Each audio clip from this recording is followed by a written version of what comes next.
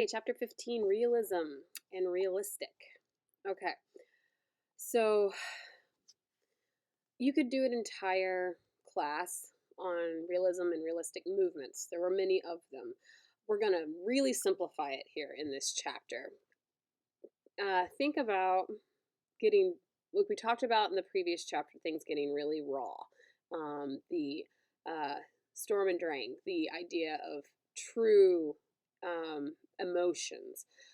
So this chapter can get a little depressing, but why is this movement happening?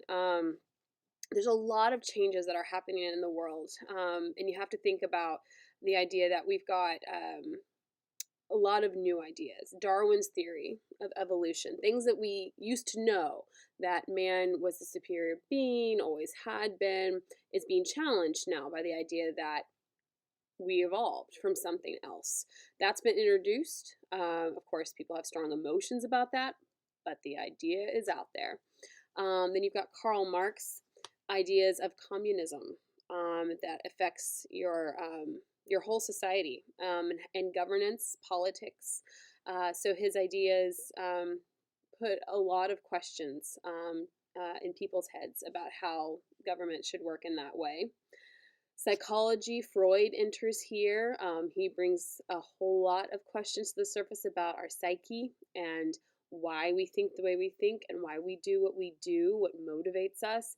The idea of id and ego and superego. Also, Einstein is talking about relativity. We're not the center of the universe, and what does that mean? Bigger questions.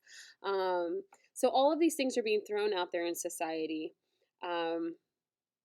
Things that were foundational are now changed and shaking. So that idea of seeing that played out and that honesty is something people want to see.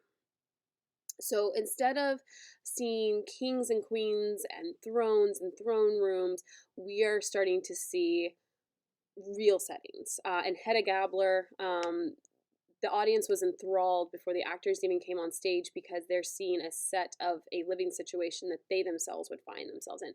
And now you've introducing the fourth wall. We've talked about the proscenium. There are three walls, and then there's that fourth wall, which is what the audience looks through. And in previous previous history, the actors acknowledged that the audience was there. They would stop for a time, but ultimately there was always an audience there. Here, because we want the audience to be able to safely watch something that's true, the fourth wall was brought in and never broken. And to break the fourth wall, of course, means to acknowledge that the audience is there. So you would almost just be watching this like a television, which was kind of a new idea and concept, that never breaking that fourth wall. They're purely there to watch and not affect necessarily what's going on. So some great examples here of Ibsen's work. We talked about A Doll's House. We talked about some of her costumes earlier, but of course she decides to leave her husband after all of this scandal situation, even though he agrees to keep her and forgive her, but with horrible ramifications, she decides to leave him. Hedda Gabler, she allows herself to be blackmailed by this guy who actually wants to have an affair with her rather than be in that situation. She kills herself. In Wild Duck, you're going to see an interloper who visits a family, shady deals and manipulation, and in Ghost, you've got the sins of the father that are, brought back to the children, and they talk about venereal diseases. Now, these are subjects he didn't talk about. People didn't get divorced. I mean, you did, I guess. Henry VIII obviously did, but he was royalty. You didn't get divorced. You didn't talk about STDs. These are very real, very gritty situations. Go on and talking about Steinberg and some of his work. That naturalism is also seen here, which is just dark, but people are living with it in their own lives.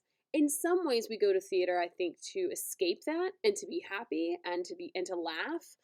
But sometimes it's really good to see something dark because most of us have things that we're dealing with in our own life. And what this did was open that door for discussion. Things were already being thrown out there. Communism, evolution.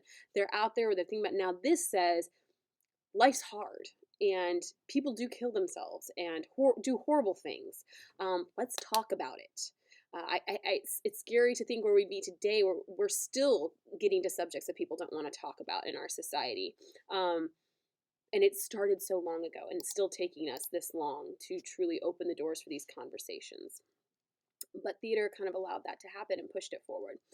Chekhov is somebody you probably heard of. He really wrote for the everyday man as well. Obviously Russian. His stuff was not accepted at first. It really did take Stanislavski, which I think we've talked about, yes, in chapter 2, Stanislavski method. But he was able to take Chekhov's work with his actors and present it in a way that the people in Russia really could relate to it, and it became famous. His works, definitely something you might have even studied some of Chekhov's work. Three Sisters, A Cherry Orchard, very famous. The Seagull. I, I love this down here. If you want to check this out, this link to the Woolly Mammoth Theater that took the seagull, reworked it, and renamed it the Stupid Fucking Bird. Pretty funny.